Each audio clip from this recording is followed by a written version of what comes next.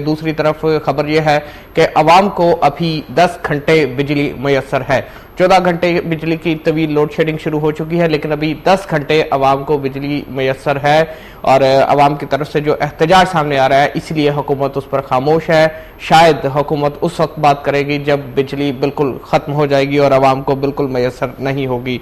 एक और खबर यह है कि लाहौर से मजीद 3000 किलो जो है बारूद बरामद हुआ है और जेहलम से अगवा होने वाला बच्चा भी मिल गया है। एक अहम खबर यह है कि एक डीएसपी जिसने अदालत का दरवाज़ा खटखटाया अपने आला अफसरान के खिलाफ कि उसे डाकू छोड़ने के लिए दबाव का शिकार किया जा रहा था, उस पर दबाव डाला जा रहा था कि वो डाकुओं को छोड़े। अदालत ने उस पर जुडिशल इंक्वायरी का हुक्म दिया है। बात करेंगे और भी खबरों पे। आज हमारे साथ स्टूडियो में मौजूद हैं राना अजीम साहब, सेक्रेटरी जनरल हैं पंजाब यूनियन ऑफ जर्नलिस्ट के और क्राइम के इंचार्ज हैं, चीफ रिपोर्टर हैं चैनल 5 के।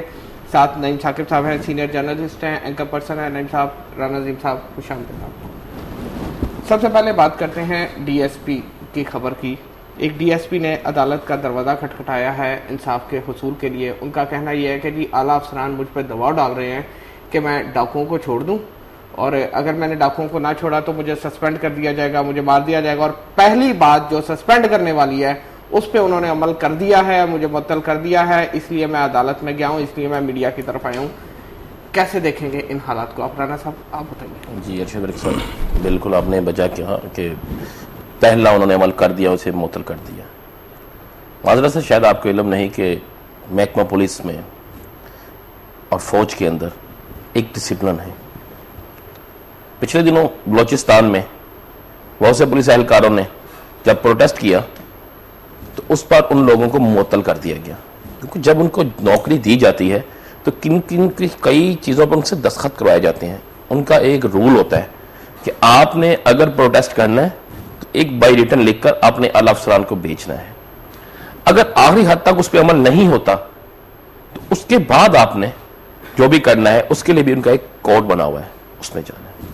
अब मुझे एक बात बताएं, एक डीएसपी साहब, वो डीएसपी इस पर लाहौर शहर समेत पूरे पंजाब के अंदर 27 मुकदमा दर्ज हों और उसके बाद उसने कहा जी मैंने डाकू पकड़े, डाकुओं को मीडिया के सामने ले आया, क्योंकि अफसरान मुझे कह रहे थे। अफसरान किसका नाम ले रहा वो, अगर आप थोड़ा सा गौर करें, वो कहते हैं जी मुझे सीआईए स्टाफ से एक नवाज चीमा एसएचओ या इंस्पेक्टर का फोन आता है कि भाई ये मुलजम जो है वो सीआईए का मुखबर है, इसे छोड़ दो।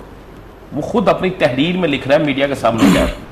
अब एक डीएसपी, एक एसएचओ, जिस तरह उसने कल हमारे प्रोग्राम में कहा जी उमर ब्रेक साहब ने तो मुझे फोन ही नहीं किया, प्रोग्राम में कहा ना, उसने एक एसएचओ का नाम लिया। अब मुझे बताएं ये कितना बड़ा ड्रामा है कि एक डीएसपी कहे कि मुझे एक एसएचओ ने फोन किया है और उसके बाद उसको मीडिया को बुला लेता है। उसने तो डाकू का भला किया है। आपको पता है रूल क्या है कि जब मीडिया के सामने किसी डाकू को पेश किया जाता है तो उसके मुंह पर पर्दा खा जाता है, क्योंकि जब तक उसकी शराहत परेड नहीं होगी उस वक्त तक आप उसे डाकू डिक्लेयर नहीं कर सकते। एक तो उस डाकू को बचा दिया उसने, मीडिया के सामने लाकर कल वो अदालत में जाएगा, कहेगा जनाब मैं तो डाकू हूं ही नहीं, क्योंकि मेरी तो पहले शराहत परेड इन्होंने मीडिया के सामने करवा दी है। आप कोई मुझे शराहत करेगा भी तो उसकी कानूनी हैसियत खत्म हो जाएगी। वो डकैती के मुकदमे से वो डाकू जो था वो बरी हो गया। दूसरा, एक डीएसपी एक एसएचओ की कॉल पर कि मुझे छोड़ दे, क्योंकि मेरी ये मुलजम जो है वो मेरे सोर्स है, जाके मीडिया के सामने पेश हो जाता है। उसकी अक्ल का तो हिसाब लगाए ना, फिर उसके बाद बात करें कि उसके खिलाफ क्या नहीं होनी चाहिए थी। मुझे एक बात बताएं कि हम लोग अपने ऑफिस में बैठे हो, आप नंबर 1 हो, आप ड्यूटी लगाएं मेरी कि जाएं भाई जाके नईम साकिब साहब से जाके इंटरव्यू करके आए और इंटरव्यू करके मुझे फाइल करें। उसको आगे चलाना या ना चलाना आपकी स्वाबदीद है। मैं इंटरव्यू करके ला कर जी नईम साकिब साहब ने जो गाली निकाली है वो भी चलनी चाहिए, तो आप उस पर मुझे टर्मिनेट कर सकते हैं।